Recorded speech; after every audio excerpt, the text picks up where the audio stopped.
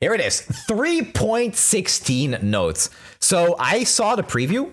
Riot did a fantastic stream at like 5 a.m. for us Europeans, and I really hope to do more of this. They just went over all the changes. What went into them was done by a community manager and a dev, I believe, and I really hope to do more of it. But you might have seen these already. I looked at them briefly, but we're going to go over them one by one, fresh. Starting with the Daybreak rework, Leona goes from 4 mana to 5 mana and gains Challenger. This is, in my opinion, when I saw this, super strange, because 5 mana is Ravoon, and you really need both Ravoon and Leona on the board to do anything at all with Daybreak. That's like their mini Exodia, even though you often don't even win the game with it. You need it to be always day, and you need Leona plus Morning Light to lock down the board and have a really big attack. That's Leona. But instead, this time on level 2, Daybreak, or when you activate another Daybreak, stun the strongest enemy and give me barrier this round. This is a lot better than Overwhelm, but I can't get over the fact that, you know, still 5 mana. This is a huge change. I love this. This is such a fantastic rework, and I love that they're doing this. When I saw the patch preview, I was worried looking at all the cards, and I'd be like, hey, this card will probably get +1 health. This card will probably get -1 mana. And that's super boring. And Riot was like, nah, we're actually reworking cards. And that's exactly what I've been doing with the bad card series. And I love that. So I hope for more of this. I don't think this is going to be like amazing. I think Daybreak is still going to have a pretty hard time because we've already seen that Nami dodged the nerfs. And Leona deck's probably going to be pretty unplayable against that type of playstyle. So Leona is now a mini Lee Sin. You know, Challenger, barrier, but she doesn't kick your face in for 20 damage, so it's respectable. And she's from Targon, like, you know, the respectable region. Yeah, not much to say about this. Love it. Don't think it's going to be super good. Kind of awkward with the whole Ravoon is 5 mana, Leona's 5 mana now, but she's still better than she was before, so I'll take that awkwardness over having like an unplayable archetype. Very, very good. More of this, please. Next is another rework. Sun Guardian goes from 6 mana 6/5 to 3 mana 2/3. So it used to give +4/+4 this round. And now it is Daybreak, or when you activate another Daybreak, grab me +1/+1. You play this on turn 3 with Daybreak active. This becomes a 3/4 with Overwhelm. Wait, no, it doesn't have Overwhelm, right? It doesn't have Overwhelm anymore. Okay. I kind of thought this still had Overwhelm. That makes it a lot worse. But this does keep growing. So it's a 3/4 now, and every time you activate Daybreak, it grows. So that's like +1/+1 at most, unless you have Ravoon. So you can kind of see this if you're playing Daybreak. Every turn, this gets +1/+1 as soon as you play a card. It's really cool. A card like this, like if we scroll down a little bit, never mind, it's pretty far down. Okay, so the Solari Stellarcorn used to heal. Healing a card like Leona with Challenger and the Sun Guardian keeps growing instead would actually be pretty relevant. It would still be a terrible card, but you'd actually like healing it would actually make sense because Leona, instead of just sitting back and stunning, now goes into combat and picks stuff off with her barrier. This keeps growing, keeps going into combat. You want to heal this card because you want to make use of their big stats, right? And their Challenger. But without Overwhelm, I don't really know how good this is. Daybreak will still have to go to Demacia for a win con with rallies. That's really all Daybreak is right now. So I like it. I love it. Love that they're doing reworks. I just don't really see Daybreak being amazing yet. And Morning Light got changed completely. And this is the change that I'm not so sure about. But, you know, it kind of makes sense if you put everything into context. Instead of being a 5 cost, giving all allies +2/+2, and Daybreak activate all ally Daybreak effect at once, it becomes, it's now a 3 cost. Give allies +1/+1 this round and activate an ally's Daybreak effect. So you don't have to play this first in a round. You can play this later. You can play your Sunhawk to stun something, and then you play the Morning Light on that Sunhawk, you stun again, right? So I think they changed Morning Light because they were like, hey, listen, if you have a board full of Daybreaks and you activate Morning Light, as it was, the Sun Guardian is going to go to like a million in stats. And maybe they were like, hey, you know, that's not cool. We can't have that. So they changed Morning Light. I like this change, but it feels so awkward to main deck this. It's still a give. It's not a grant. This is good as a champion spell. I don't know if you want to main deck this. It's going to be, you kind of need a wide board and you need to have a good Daybreak that you want to proc. And it's kind of conditional. Should be 2 mana? Yeah, maybe. I think that at 2 mana, it would be really strong in Targon, though. Like, Targon makes use of stat buffs really, really well. This card is worth... Yeah, it's no longer a finisher. Oh, wait. Hey, the Solari Stellarcorn is right next to it. Oh, the image just didn't load. Wait, okay, hold on. Okay, image still not here. Okay. Pretend that there's an orange horse right next to this text, okay? There's an orange horse right here. Hold on. All right, this should do. Okay, there you go, chat. Does that help? Okay, Solari Stellarcorn was a 5-mana 4/6 heal allies 3, which would actually help with Leona, now the CS Challenger, and with the Sun Guardian that keeps growing in stats. You want to keep those boys healthy. But now it's a 4-cost 3/4 Daybreak. Give other allies +0/+2 this round. That's pretty good. That's a lot better, actually. It says give other allies though, so it doesn't give it to itself. If you play Morning Light on Solari Stellarcorn, you're giving your entire board +1/+3. That's a lot of stats. I don't know. If you're rallying, like you're playing Targon, Demacia, Daybreak, and you use a rally and Morning Light, that's like mini Yodelin arms. It's like mini for Demacia, but cheaper. It's pretty good. I don't know. That's an attack you don't really deal with, honestly. I can see it. I think Solari Stellarcorn is absolutely a very good card in Daybreak right now. It's very playable. However, I just don't see Daybreak really coming together. That's my issue with it right now. So, yeah, meh. So here's the thing, right? Daybreak is kind of, and I hate saying this, Daybreak is not a very exciting archetype. Daybreak is very bland. It's very boring because there's no cool combos you can do, really. Like the combo was playing Morning Light with a Ravoon and Leona on the board. It's like if you have these two pieces and you play Morning Light, you win. The effects happen every time you play a card and it's all slow speed. With Morning Light, you get a little more to do in the deck. So I am happy that this is the direction they're going. They're definitely making the archetype more exciting, but Daybreak has always been boring and is not really leaving that space. I like bland and boring. Hey, you're going to love hanging out with me. Welcome. No, I don't think it's bad. I don't think it's bad at all. I'm just saying, like, as far as like, if I, as a content creator, you know, I can pull out the Victor and have a new video every day. I can't keep pulling out Daybreak because it's like this thing over here. It's a one-trick pony. It does one thing, and that's not a bad thing. It's just, you know, it's not really for me. But I would love to experiment with this deck. That's what I'm saying. There aren't enough Daybreak cards. That's a really interesting point, actually, because you could say, okay, Sun Guardian, Morning Light, Stellarcorn, leave them as they are. And then instead, this effect, all of these effects are printed on new cards. Suddenly, we have like a lot more Daybreak cards. Leona becomes a lot more consistent, but Ravoon becomes more inconsistent. So is that a buff? Is that a nerf? I don't even know. I think, honestly, it would be a nerf. I think it's better to rework this than it is to add new cards with these effects. So, yeah, I don't know. That's my take. Very happy with these changes, but I think Daybreak is still going to be that one-trick pony, that bland and boring kind of deck. All right, Sunburst. This one is a little more general. Goes from 6 cost to 5 cost. This is a huge buff. This is exactly what Targon needed, but it's a nerf to Luxaphelios. It's a nerf to Reggie. I'm going to be honest, I'm not super unhappy with that. Sunburst is going to be playing a lot of Targon decks. This is a really, really, really good card now. Whenever you play Targon, you want to put some copies of these in there. That's good removal. It also deals with Lee Sin if Lee Sin wasn't, you know, in the pink region. Yeah, great. Targon needs some love, and they're definitely getting it. New archetype that's going to be a lot more playable. Generally good card in Sunburst. I'm happy with where they're going. All right, Nocturne. This, I already spoiled it a little bit earlier. This is the change that I think is going to be the one that will have the most impact on the meta. Nocturne no longer just levels from Nightfall. Nocturne now also levels with Fearsome. And I love this. There are a few reasons for that.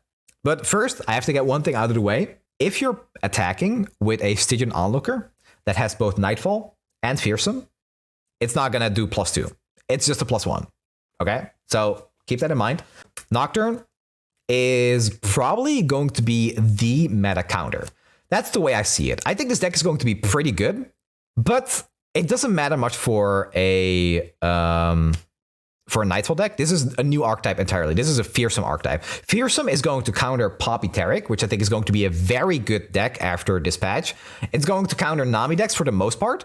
Also, probably going to be the best deck in the game. It might honestly counter like some Akshan strategies, but you know, they play Zolani. So I don't really know how I feel about that, but I think Fearsome is lined up to be the perfect meta counter. And for that reason, I don't know how good it's going to be, but it's going to do very well against the decks that are good right now. And I love how healthy that is for the game. You kind of need like that Predator to beat down these popular decks that have been doing the same thing. Like these low stat weenies, you need Nocturne and Elise to beat them down. And I don't know what this deck looks like, okay? It could be Mono Nocturne, or Mono Shadow Owls with Nocturne. It could be like some kind of Shurima SI deck. Could even be Noxus SI. I have no idea, but Noxus is going to have a space in it, and it's going to be very good. The interesting thing about this is that I never actually thought they would do this, because Nocturne was changed from playing something on this level up to summoning something. It used to be that when you play a unit with level 2 Nocturne, everything would get -2. But if you summon something, nothing would happen. Now, if you summon a unit, so if you summon 2 units at once with something like, I don't know, a House Spider, the whole board gets -2 because the second Spiderling is summoned. So Foul Feast works. Most importantly, Ruination works. And I bet that's the reason that they nerf Ruination a little farther down, because Ruination with Nocturne is just -6 on the entire board. Yeah, I think Misrate Nocturne is probably going to be the best version of this, but we'll have to see. So now, like, getting a fearsome attacker on turn 1 is going to be super important. Harrowing, yeah, not Ruination. Harrowing, I mean Harrowing. Listen, I've been reading that Viego Callista book. It's been pretty good. I just want to call everything Ruination. When I see a green unit, a green card, it's Ruination. All right. I see. What's the green champion from Bandle City? I was going to say I see that one. I think it's Ruination, but whatever. All right, joke ruined. All right, cool. Good book, by the way. Good book. Read Ruination. Okay. So yeah, very happy with this change. This is probably what I'm going to be playing a bunch. We've been waiting for this for a while. All right, Valma. Keywords, fearsome. Other fearsome allies have +1/+0. I like this a lot. I love this. So yeah, okay, here it is. This is the more important one. Twisted Tree Line attacking with Nightfall allies will now also progress this landmark. This, I still don't think it's going to be super good, but I love this, okay? So here's the thing, right? When you complete this, you've attacked with 3 fearsome allies. That probably means that you leveled Nocturne, okay? Imagine having a Nocturne on the board, you attack to proc this, and instantly your level 2 Nocturne, because you summon Valma, will give the entire board -1 because this summons a minion, plus your fearsome allies get +1 attack. That's pretty good with Nocturne, okay? That's a really, really sweet combo. I actually love that. Attack to level Nocturne, Valma pops, everything +1 attack, everything -1 attack. That's so fun. That's such a fun combo. It's probably still bad. I don't think you can play this. I still think that a refined fearsome deck will not play Twisted Tree Line, and will definitely not play the 3-mana spell where 3 allies need to die to summon Valma. That will not be playable, okay? Because decks that slay don't care about Valma, and fearsome decks don't have 3 allies dying in a single turn. So it's like, there's a mismatch there. But Twisted Tree Line, I can see it. I can see it. Mogwai will play. I will play it too. I will definitely play it, but I don't really know how good it's gonna be. If this got someone attacking, I actually think it would be very, very good. Like borderline too good. Like imagine that, right? You're playing a Nocturne deck. You summon Nocturne on 4. He levels with the attack. Valma comes out, instantly gives your entire attack +1, and gives the blocking opponent -1 attack. Like that's like GG on turn 4. Yeah, that would be very good. I don't know if it will be too good, but it's there. Okay, Tahm Kench. Tahm Kench will now create an acquired taste when summoned or round start. So every time I see Tahm Kench, listen, I love the frog. Okay, I played a ton of Tahm Kench in League of Legends. I just love his whole character, the voice lines, the looks. It's all so fun. But I'm gonna be honest, playing against Tahm Kench in Legends of Runeterra is miserable. It's not a good time. I really don't like facing Tahm Kench. No, he's a frog. Unclog the frog. So yeah, that's I'm pretty happy with this. This is a good change. This is exactly what he needs, right? The Tahm Kench lovers will be happy, and the people that hate, yeah, I know. Okay, yeah, no, I know he's a catfish, right? I have like 100k mastery on him in League. I've seen him, and let me tell you, he's a dog. Tahm Kench is a dog. Unclaw the dog. Okay. Anyway. So where I actually think that Tahm Kench is going to see the most play is with Nami. Because, listen, here's what you do, right? Nami Lee Sin is going to be the most played and best deck in the game at high level. If you want to counter that deck, you play Tahm Kench with Nami. It's the ultimate Nami counter. To counter Nami, you need to play Nami with Tahm Kench. That's better than Soraka, probably. Yeah, good change. It needed this, let's be honest. Also, another interesting thing is that if you play the Tahm Kench mirror, the person on odds would always be favored because you could play Tahm Kench on 4 and get the acquire tasting, the token. So the opponent could not play Tahm Kench on 4 because their Tahm Kench would be eaten on turn 5. Now it's the other way around. The person on that does not have the attack token is actually... Well, whoever gets to summon Tahm Kench on 4, basically. Interesting. Change dynamic. Okay, let's refresh. Maybe Mastery loads. Nope. All right, Mastery. I got you, chat. Yeah, this will do.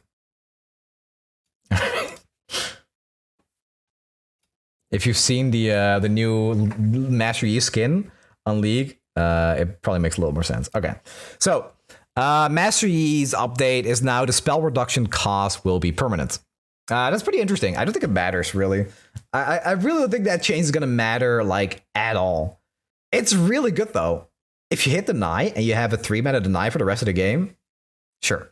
The problem with Yi is honestly that we have, like, multiple spell slinger champions. We have, like, multiple payoffs for playing 2 spells in a turn. And Lee Sin is just better than Yi. So why would you play both? I don't know. As long as there's that dynamic, I really don't think that Mastery is going to see any play. It's a shame. I really thought Mastery was going to be good. I was really hoping for the Spellslinger deck to be less like Lee Sin, where you're just tossing out spells to activate Lee Sin, and more like Yi, where you're actually playing them for value. But that never really happened. Yi is great with Lee, yeah, but not optimal.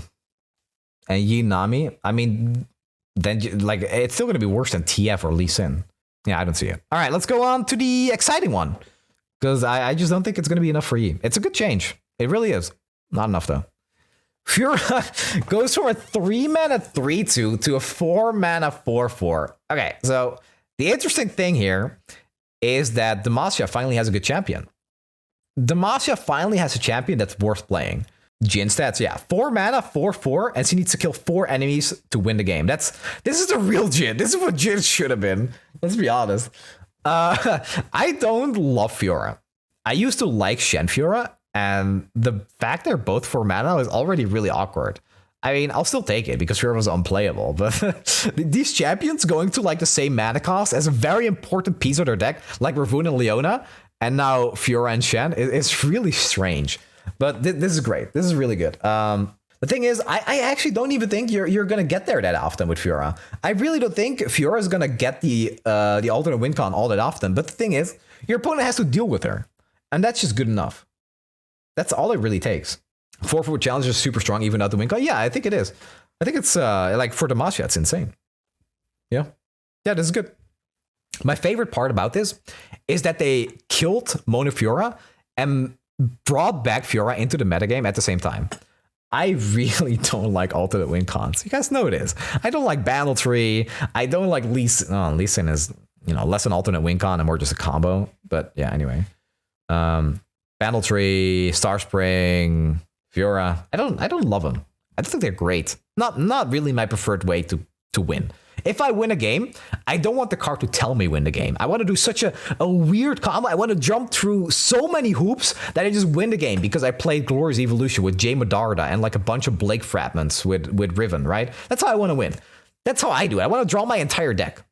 I don't want to like just kill 4 enemies and win the game. That's lame. I want the game to go on. I want fireworks. I want something spectacular to happen before I win. And this is just like, yeah, you get an animation, but Fiora's been in the game for 3 years. I've seen that animation like a million times. Never makes me happy. 6 out of 25th, thank you for the 6 months. Don't talk to me or my bandle tree ever again. Yeah. Jack's bandle tree, right? Everybody's favorite.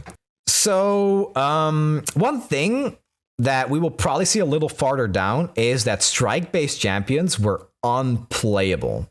We had the Ionia decks, we had Hate Spike with Glimpse Beyond and SI. If you played Rumble, if you played Fiora, God forbid, before this buff, if you played Garen, I don't know, anything that needs to strike to get their effect, unplayable. Dead card. Not at all usable in the last meta because of those cards. And Fiora would be the same, but we can see a little farther down that Hate Spike is getting nerfed. Kayn is a great example. Yeah, Kayn. Exactly that one. That's going to be over, hopefully. I think Fiora is a healthy addition to the roster right now because we can see that other regions are getting tools to deal with Fiora, like Targon getting a cheaper Sunburst and wanting to play it in like every deck. We still have Minimorph in the game. We still have Hush. I am naming all the Targon answers because I like Targon. Yeah, Fiora is going to be dealt with by a lot of decks, but the ones that are popular, like Nami, are going to have a little bit of a harder time. Even though they have stuns, they have recalls, but you know, you shouldn't play Fiora as just like, I need to strike 4 times and win the game. You can play Fiora as a tempo, dare I say it, a tempo card. Tempo good. Tempo win games. So yeah, that's how you're going to use Fiora from now on. 4 mana, 4/4 challenger with a lot of threatening auras. Good. All right, Swain. Okay, here it is. Here it is, chat. Yeah, get it out of your system. This is the big one, right? Swain. I think this is about the biggest buff they could have given Swain. I don't think there was anything bigger than this. So Swain gets 1 attack, which is already like pretty good, and he gets Overwhelm on level 2. Oh, chat. Oh god. Okay. I love this. I want to get that out of the way. I love this, but I don't super love it, and I'll get into that later. All right. I think this is great because Swain was unplayable. Swain has gotten power crept so hard, right? So I play Runeterra since release. I played a lot of Runeterra. I gotta be honest. I think I've seen the Swain board clear like once where it didn't immediately end the game. Greetings, man of the sun. How are you liking this patch so far? Pink region. Yeah, it's gonna be a lot of pink region.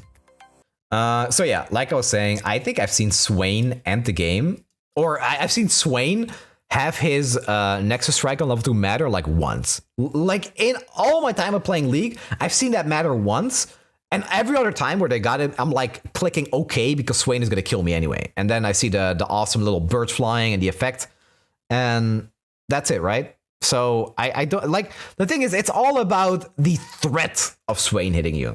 You want to stop him from doing that at any cost. Now, you can't just jump block him anymore because he has Overwhelm. And if Swain is leveled, he's probably going to stun your strongest blockers, and then you won't have 5 health to block his Overwhelm. Now, I think this is good because Swain has been unplayable, but what I dislike, and well, I still love it, but the reason I don't super love it is because Swain is becoming super self-sufficient. There's no more like combos to build around to make it work. It's just the entire package. You don't need anything else. It's just here. Sure, you need to level Swain. You need to play those removal spells. But after that, you're done. Like, there's no more, hey, let me play Swain Riven to give him like a blade. I'm playing Might to surprise my opponent. This is still great, but I don't know how much I like cards becoming this self-sufficient. I think for Swain, it's fine because he was unplayable. He needs this. But if it's like a thing going forward, I think we need to be careful with that. That's the only thing. Swain deserves it? Yeah, no, you're right. You're right. I think Swain does deserve it. So very good buff. Very, very good buff. Again, though, be careful with the self-sufficientness, if that's a word. Have you seen Vayne is confirmed now? I have not. Where did you see this? Riot leaked it themselves? Wait, you gotta send me the...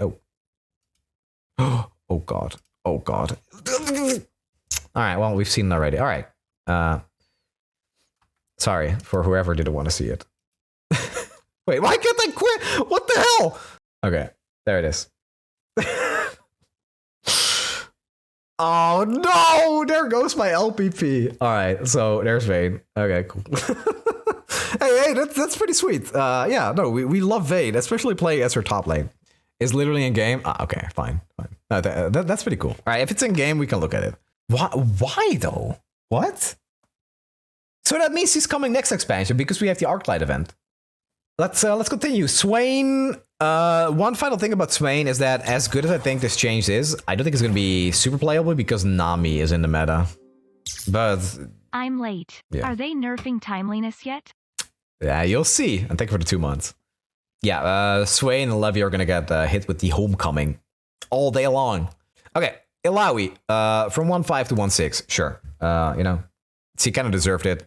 Her tentacle package has been hit so many times. I think she's gonna need even more than this, to be honest.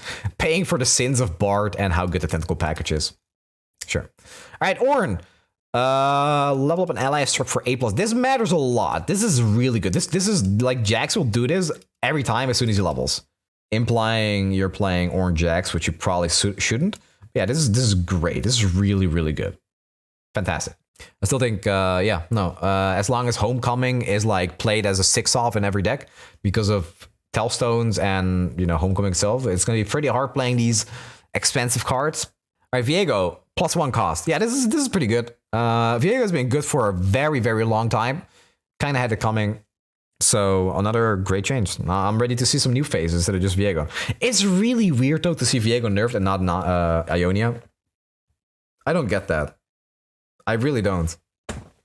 Yeah, it's a good nerf. Honestly, you needed it. I hate Spike. A revert. I am happy with this because Hate Spike was way too strong, but it's been really fun to see Slay decks actually work. It's been really fun seeing Undying in the meta. That's not something I was expecting, and Hate Spike did all of that by itself.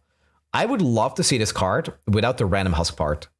Just like a 1-mana kill an ally to deal 2. I think that'd be fine, because the fact that this just says sometimes you randomly win the game is awful.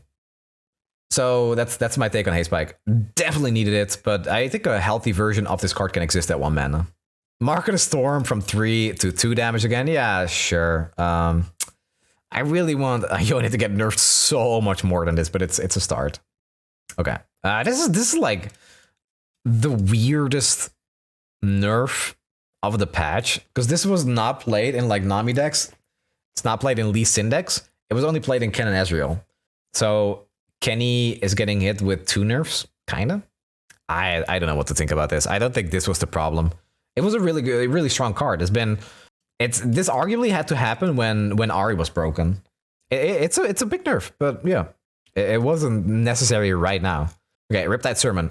Deal 4 to a unit, deal 2 to Nexus, deal 3 to a unit, deal 1 to the Nexus. And let's look at the one right below it, Decimate from 5 to 6. This basically kills aggro as we know it. I'm happy with this because I think it's time we see a different face of aggro. Every time aggro is good, it's with Noxus because of Decimate, Fervor, Saboteur, Demolition is whatever, all of those cards. And with these 2 cards, especially Decimate getting nerfed, we might see something else, like something more interesting. Nightfall aggro is so interesting. Discard aggro is so interesting. And they're just gone. They've been gone because all the Noxus tools, they're just like, hey, I'm dealing like damage to your Nexus after playing a million 1-drops have just been better than doing something unique like Discard and Nightfall. And Fearsomes even. But they're kind of coming back a little bit. So I'm happy with that. And I think this is the start of it. I'm pretty sure that as those aggro decks get more tools, this could come back as a 5 cost. But for now, this is good. And this was the best card in the game. So this had to happen. Okay, Harrowing. This one surprised me, dude. When I saw Harrowing going from 9 to 10, I'm like, why? But Red Gwen did this. This had to happen because of Red Gwen. That deck was so ridiculous with Harrowing. And it might also be because they think Nocturne is going to be strong. Like, Nocturne with Harrowing is pretty dumb. You give the entire board -6 instantly, and your entire board is fearsome because Nocturne will always level now in that deck. So, yeah, sure. It's not like you can ever get a Harrowing off with Ionia this good, but maybe this is for something in the future. Nocturne is going to be good now, I think. I think Nocturne is the biggest winner. -5? Oh, okay. Oh, that's fine then. No, you can survive -5, but you can't survive -6. My bad. Rite of Calling from 0 to 1. People were unhappy with this, but I think Rite of Calling had it coming, dude.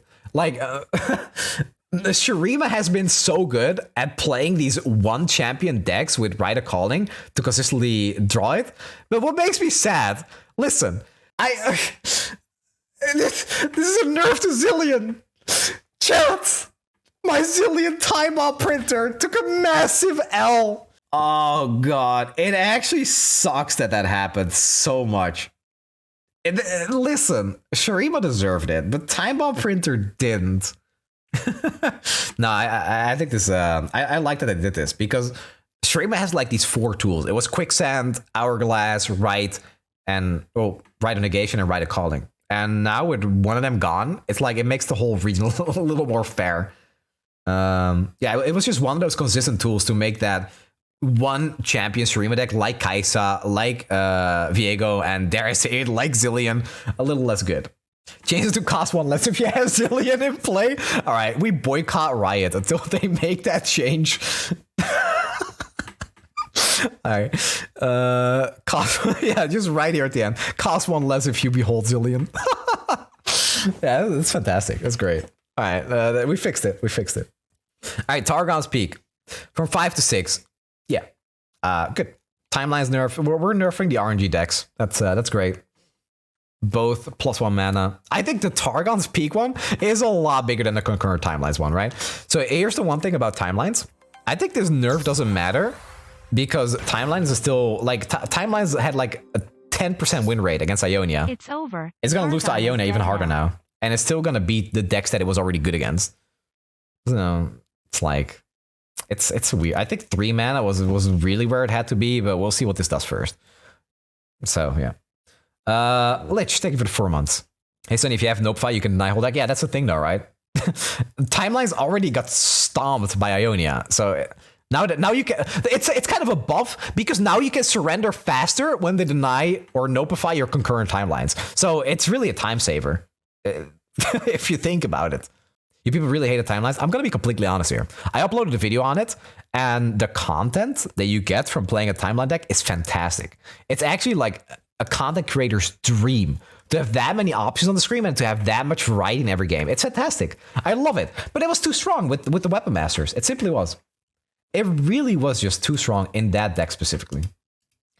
Okay. Eula. So this one is interesting.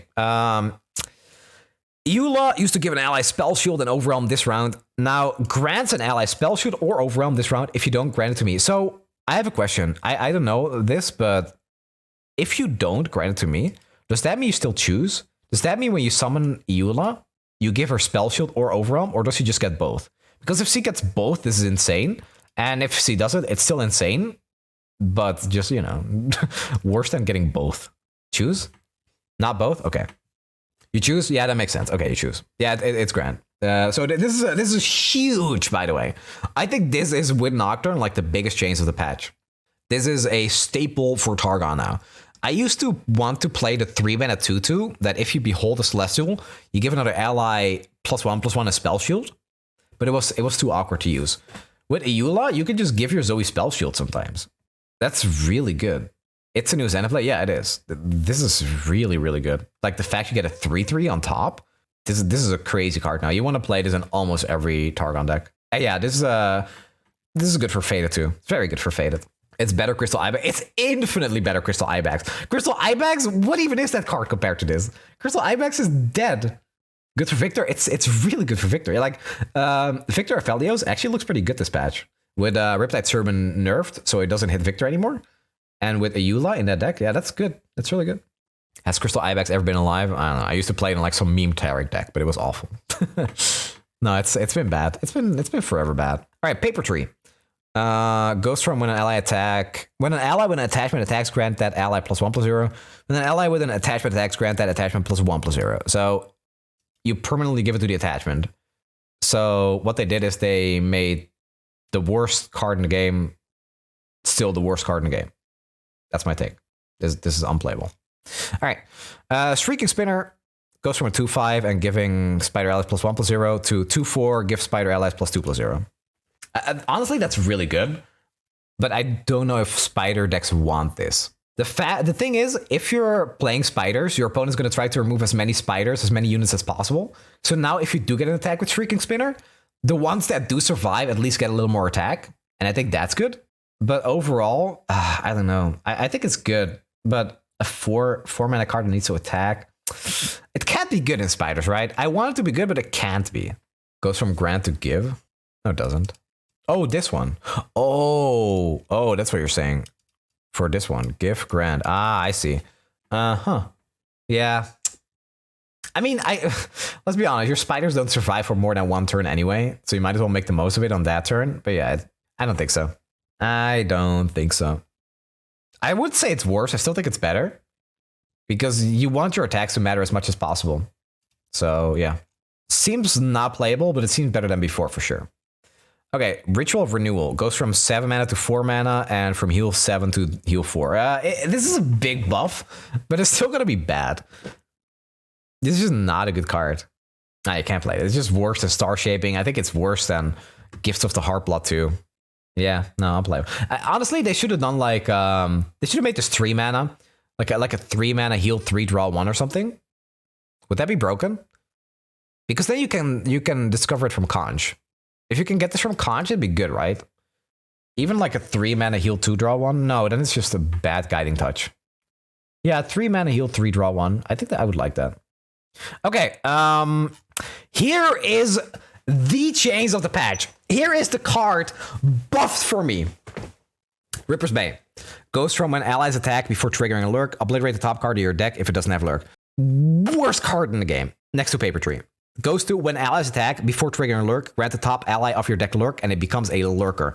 This opens the door to so many new lurk decks, and I am here for it. At the end of this, I have a deck that I want to show really fast, and that's going to be the first deck we play when the patch goes live. Wednesday, 7 p.m. Central European time. That's when we're going to play Pike Printer. It's finally happening. I have seen the light. So here's my take on Ripper's Bay, right? It's not going to be played in Lurk. It's still terrible in Lurk decks, but it's like a side grade to Lurk. You just get to play more Lurk decks because of this card. And what I think you want to do is you want to play this card in a deck. You want to put in Snapjaw Swarm. You want to play Boer Leader. And you want to play the 1/1 elusive fearsome girl. Those 4 cards from Buildswater, and you have a good deck. Rek'Sai Demacia, this is a Buildswater card. That's the packs you need to make this card work in any other lurk deck. It's probably going to be bad, though. I don't think it's going to be good. I feel like it's going to have the timelines problem. Super busted if you draw it on one. Bad deck if you don't draw it. Yeah, I agree. And I mean, timelines was actually competitive because it had a lot of synergies, like a lot of really good synergies. And you don't run out of cards in your hand in timelines. That's what made timelines so good, by the way. Timelines has been good, but it kept getting cards like Reggie, and then it got cards like Bury the Nice, It That Stairs. It got equipment, and suddenly they just always had cards in their hand. They didn't run out of cards anymore. That's what made the deck really good. So I'm playing Pike Printer because of this card. And yeah, still misses on spells. I think that's what holds this back a lot. If you have a spell on top of your deck, you will not trigger Lurk. And also you need to attack as often as possible. So you need Snapjaw Swarm, and you need Boer Leader, and you need as many free attackers as possible. Otherwise, this just doesn't work. Lurker Galio, hell yeah. Yeah, Lurker Formidable is what we're playing. Okay, Levy goes from 8/5/8, ping 3 times to 7 mana, 5/7, ping twice. Yeah, that's good. It needed this -1 mana, and the ability to play Swain a little earlier is really, really, really good. However, like I said, as long as there are 6 copies of Homecoming in every Ionia deck, this is not playable. So once Nami Ionia gets nerfed, this will be very good, but right now, still seems pretty meh. If you're playing as anything that isn't Ionia, but if you want to climb, why aren't you playing Ionia Nami? Then this is going to be really good. But otherwise, yeah, probably not. Shavul, thank you for the 5 months. My favorite clients, how you been? I'm reading the Ruination because you seem to like it. Really good one. Awesome. Yeah, Ruination was fantastic. It was so good. Hope you're enjoying it. Okay, Magical Journey. Goes from Planet Portal randomly the top 4 cards of your deck, Planet 3 Chimes on random cards, to Planet Portal randomly top 4 cards of your deck. So that's the same, and Planet Chime on the top card of your deck. This is a big buff. This Loki makes this card pretty playable, believe it or not. Decent hit from Conch. Yeah, no, I can see this card actually seeing experimentation. But unless you're drawing like a super draw heavy deck, it's probably not going to be good enough. Because you're kind of going like -1 to hopefully have like a decent unit later. So it's hard. You want to play this as early as possible, right? And then the mana matters more. So yeah, I don't know. You want to use it early because of the chime, but then you're not developing. So it's Norheimer. I don't think this is playable in Norheimer. No, they don't really care about the chime on top. Surely you want to save it to the Nora. Yeah, that's what I'm thinking too. We also want the chime to land on Nora. So yeah, I don't know. It's awkward. There's a bit of like a lot of angles that don't quite match up. Okay, Realms Caretaker. Let me try to refresh one more time. Oh, hey, there it is. Okay, Realms Caretaker from 4/4 to 4/5. Still bad. You can't play a 6-mana card, man. You can't play a 6-mana card and hope something happens. You need to play this card and then draw to hopefully get a boon so you can buff up your board. And then it's really good. But at 6 mana, just no. You can't get there. Grumpy Rock Bear goes from 5/4 to 5/5. So they're Yetis now. We have Freljord Yetis and we have the Stone Yetis in Shurima. I like this a lot. This is a pretty big buff, but I still think that the deck doesn't really do much. I would like it to do something. I really like the Rock Bear archetype. It's just never really... You couldn't really get yourself to play with Landmark because, you know, you could play a Rock Hopper on 2 instead of playing a Landmark that does nothing until 3 turns later. I don't think this is going to make a new deck. That's the thing, right? Like Nocturne is going to make a new deck. Daybreak is going to make a new deck. Probably Eula, Fiora are going to make new decks. This is not going to make a new deck, sadly. Funsmith from 1/3 to 2/3. This is so weird. I don't get this, chat. This was not the buff. Why would she need 1 attack? This is a back row engine. You never want to attack with her. Yeah, this is just like a spitting in the face of Gatalizer and Funsmith. I don't get this. This makes no sense to me. Okay. Mammoth Shaman goes from 4/4 to 5/5 and 6/6 to 7/7. That's pretty cute. 5/5 is a good stat line to have in Freljord if you're pairing it with Noxus. Reputation and all. But ultimately, this won't really matter. Survive Quietus? Oh, hell yeah. Yeah, +1 attack in PNZ. Björgable? That's true. But that could be a nerf. If this is Björgable, it could be a nerf because you want Björk to pull Udyr. Because you usually play Udyr in this deck, but not always. Yeah, I don't know. It's not going to matter. Windsinger goes from 4/3 to a 3/3 and elusive. This also just doesn't matter. This also just doesn't make a new deck. I mean, they're called variety buffs, right? Yeah, here, variety card buffs. Eula will absolutely make new decks happen. Shrieker Spinner, nope. Ripper's Bay will absolutely make a bunch of decks work. And it's going to be awesome. Leviathan, yeah, goes with Swain. We'll probably make a new shell of a deck somehow. Nope. And nope. You're still not going to play this. Well, what's funny, though, is that I think Windsinger was meant to be it was like you could recall something from your opponent, and then this was printed with Ari, so you also want to recall your own Windsinger so you can keep recalling stuff, right? I think that was the purpose of this. With Elusive, that's a lot better, to be honest. You can get an attack with it, recall it with Ari or something. There are angles there. But for 6 mana, I don't know. Probably not. Big buff, though. Big buff. I played this in Jin Timeline deck. Oh, yeah. That makes sense. Get a 6 drop? Hell yeah. Okay, here it is. Oh. All right, hold on. Let's see the level up. Here we go, Chad.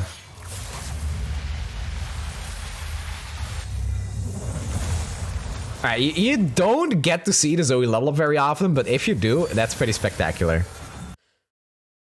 Wait. Wait, they actually got Karen! Yo, wait! I thought they were never gonna do it.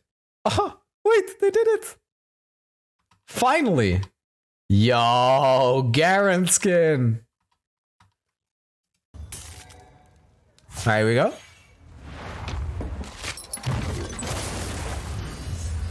Oh, wow.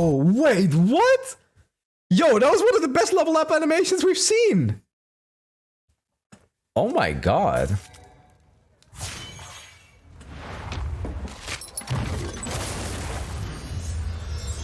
Yo, dude, that's sick. That's so good. No new deer skin. Okay, well, that's a shame. Alternate art, unique level up animation.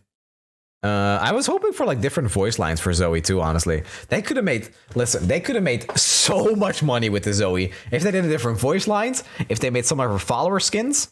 That would have been the skin of the year. Okay, so really fast before we end, let's... All right, here's Vayne, by the way. This is in-game. I'm not leaking anything. This is literally in-game. So yeah, Vayne might be coming next expansion. Okay, hold on. So here's a deck that I'm pretty excited about. This is Pike Printer. The concept here is you have some elusive like Teemo, Zap, Prowling Cutthroat. You play Ripper's Bay, you turn Teemo or any of the elusives into a lurker, and they're going to be like 5/1s or whatever, okay? You have Buru Leader to give the Teemo free attack, and there's one spell. There's one 5-mana spell, but what you're doing is you're playing Fallen Feline, and Zap Sprayfin will always get the crystal. Evil Imperfectionist can shuffle the Pike spell into your deck, and Pike spell will be 3 mana because it's shuffled. And then Zap Sprayfin will always pull the Pike spell. And this wouldn't matter normally because you just don't have enough lurkers to make Pike big enough. With Ripper's Bay, you're actually going to make your units trigger lurk so that Pike has enough attack to actually level, right? And, you know, with elusives, if you do hit a lurk on elusive, then they're huge stats. You have an actual other way to win. And Fallen Feline, you want to play for Fallen Feline when Nocturne is actually good as meta, because one Hexite Crystal will blow out that deck completely. No predict. Yeah, I kind of want to play the Practical Perfectionist. You can't play the Time Trick, and you can't play like Drop Order. That's the other predict card. And you can't really play Echo. So if you don't draw Landmark, if you don't draw Landmark, you, I don't know. Yeah, I mean, you have Fallen Feline and Zap Sprayfin, right? You also have some Dredger and Zonnet Urchin for draw, but it's inconsistent. Like, I put them in these draw cards because sometimes you miss on like a good unit, or, you know, you don't have a free attack and you draw a card on your opponent's attacking turn, and you're like, okay, now I drew a useless Prowling Cutthroat. That's a 1/1, but not a lurker. You can just discard it with some Dredger. This, yeah, it's inconsistent. There's a lot of like different things going on here, and you're really hoping to draw either Landmark or Pike, and that's not very consistent. But let's be honest, when have we ever done anything for consistent? We're gonna play for that 1 out of 10 games where we pop off completely, and it's gonna be sweet. That's the goal here with this deck. Have one insane game with 1,000,000 Pikes because of Zap. We're getting there. This is what we're gonna play Wednesday when the patch goes live. I might make some adjustments, but this is the draft for now. So tomorrow, 7 p.m, twitch.tv/Snnuy. See you there.